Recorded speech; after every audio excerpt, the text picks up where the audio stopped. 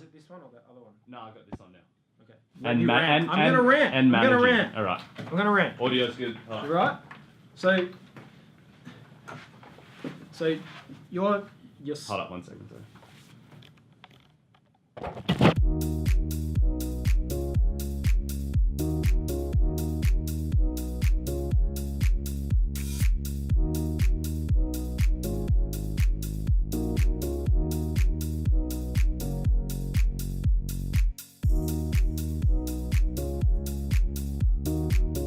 Alright, 3, 2, 1. Greetings from Bondi Beach. I'm Magnus Walker, man with a beard. Want to give a big shout out to Duck and Well for the magazine, and almost as importantly for my grill badge earlier on today. I think I got number 65 out of 100. So, Duck and Well, get out and drive, pedal to the metal. Woo! Good? Yeah, great. No problem. Appreciate it.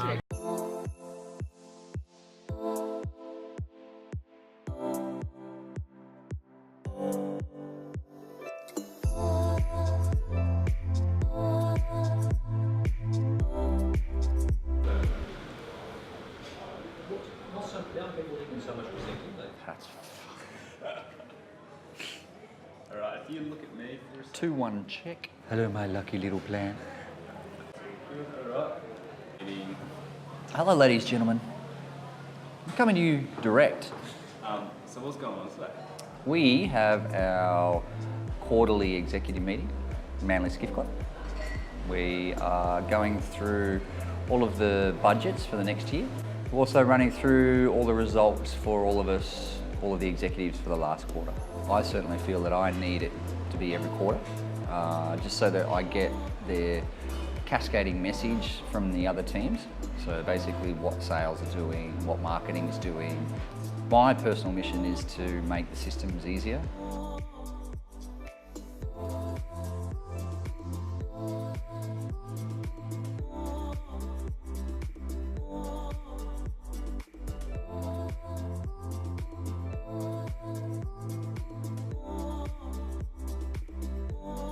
I'm trying to make it as synergistic as possible so that we can go, rightio, here's what we need to get done, just hit this button. Once you've hit that button, it'll complete tasks, it'll tell your manager what you've done, but it will also help you complete that task. It's good to just have it reiterated again and just to get a feel for, okay, let's get on and make sure that there are businesses that are profitable and healthy, so that we can ensure that there's no repeat of history. A, B, C, Yep. D, E, F, G. You good? You've got a job to do. You've been given an instruction to do a job. But when you go to do your job, you feel that you have to ask the other people for a favour. That's bullshit.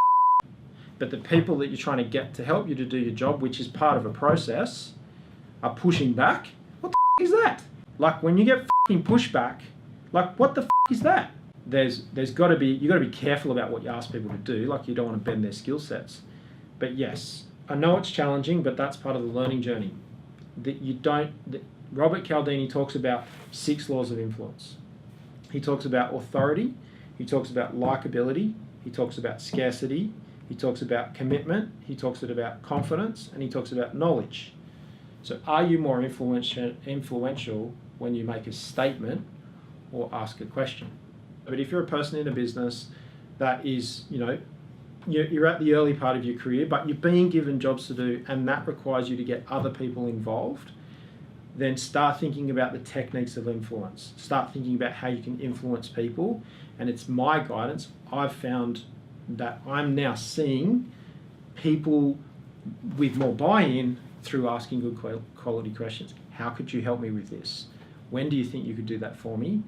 The why, the who, what, when, where, how, why. The why is the context that created. When do you think that could happen? How do you think it could happen? What are we going to do together?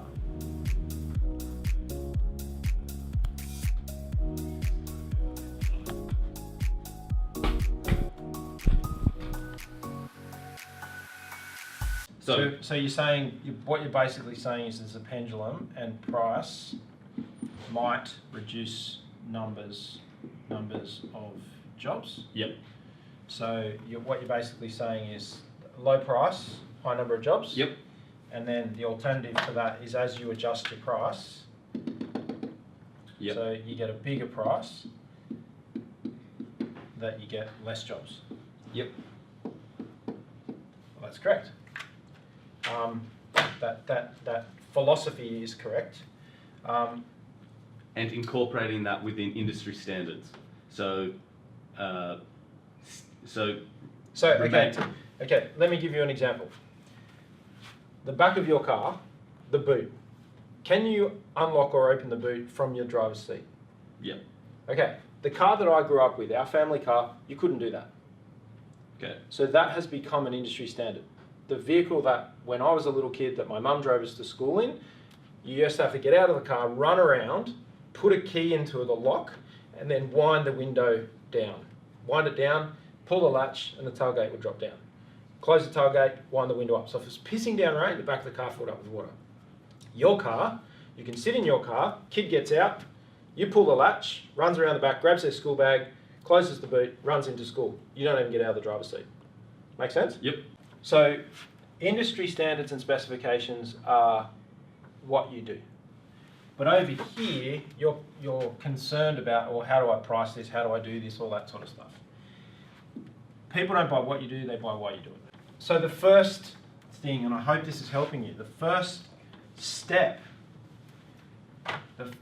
very first step in pricing, if pricing is your issue, is identifying, ID, your why, your passion and your motivation, and double down on your story, because that will bring your crowd, in that last video we were just watching, your hungry crowd of people to you. Then at this point, and this will change over time as I learn more, but at this point, there is value and affordability.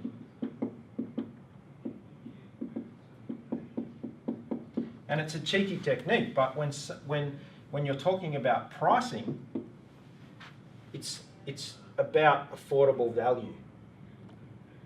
You're pricing affordable value. So when someone's saying you're too expensive, you're saying, just talk me through that. You don't see the value, or is it a question of affordability? It's who, what, when, where, how, across marketing, across sales, across finance. And each of these things will be, okay, how much do I need to spend? How much do I need to spend? How much do I need to spend? How much do I need to spend? How much do I need to spend? Then you can start to ask the question, where do each of those things sit in here?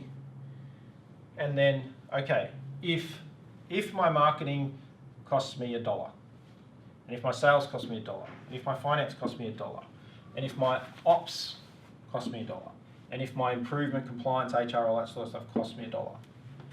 It's $1, $1, $1, $1, $1. You can decide where the $1 go. But if my marketing and sales and operations go into my cost of goods sold, that's $1, $2, $3, $3 over here. My compliance and my finance, $2, goes over here.